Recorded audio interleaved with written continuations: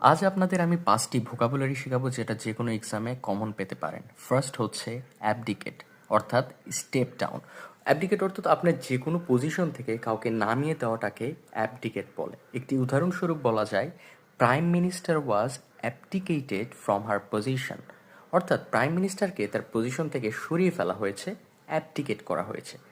And the second word আমরা বলতে পারি অ্যাবোর্টিভ। অ্যাবোর্টিভ মানে হচ্ছে কোনো কিছু আনসাকসেসফুল হয়ে যাওয়া, অর্থাৎ দ্য মিশন ওয়াজ অ্যাবোর্টিভ। সো মিশনটা অ্যাবোর্টিভ মানে আনসাকসেসফুল হয়ে গেছে।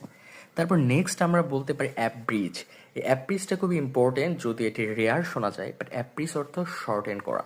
একটা এক্সাম্পল যদি দেখা যায়, the book author অ্যাব্রিজ the book to make the main summary, অর্থাৎ অথর বইটিকে শর্ট করে এনেছে মেইন সামারিটা দেখানোর জন্য অথবা তৈরি করার জন্য।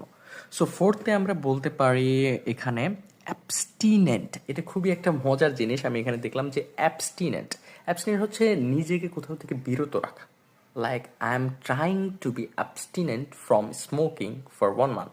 আমি নিজেকে স্মোকিং থেকে 1 মাস ধরে দূরে সরে রেখেছি। সো অ্যাবস্টিনেন্ট, সেটা খুব সুন্দর ওয়ার্ড। ফিফথ ওয়ার্ডে আমরা বলতে পারি অ্যাবস্ট্রুজ। অ্যাবস্ট্রুজ এটা খুব সুন্দর। অ্যাবস্ট্রুজ মানে হচ্ছে হার্ড টু আন্ডারস্ট্যান্ড, মানে আপনি কোনো কিছু বুঝতে খুবই কষ্ট হচ্ছে, সো ব্যাপারটা হচ্ছে abstruse. Like the math is very abstruse. Abstruse. তারপর হচ্ছে the English grammar is very abstruse. English speaking skill to learn, I mean learning speaking English is very abstruse. Yes.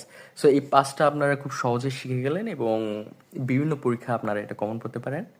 So ধন্যবাদ, সাবস্ক্রাইব করে রাখবেন যদি ভিডিওটা ভালো লাগে, এবং ফিউচারে আরও বিভিন্ন ভোকাবুলারি আপনাদের শেয়ার করব। ধন্যবাদ।